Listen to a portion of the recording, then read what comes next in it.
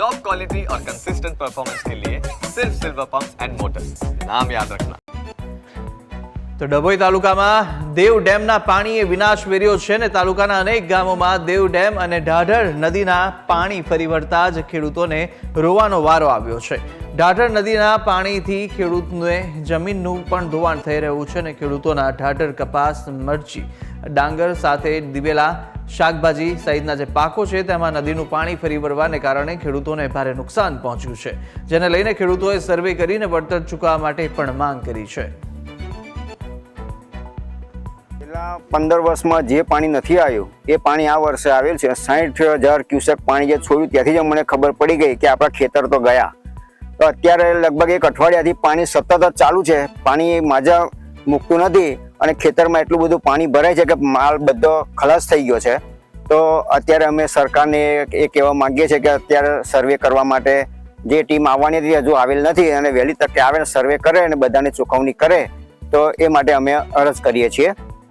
આજ રોજ ડભોઈ તાલુકાના દેવ અને ઢાઢર નદી કિનારે આવેલા 14 જેટલા ગામડાઓમાં સર્વેની કામગીરી ચાલુ હોય અને ખેડૂતોને વહેલીમાં વહેલી તકે સર્વેનો લાભ મળી રહે એ મુજબ ખેતીવાડી તંત્ર અત્રેથી કામગીરી કરી રહેલું છે।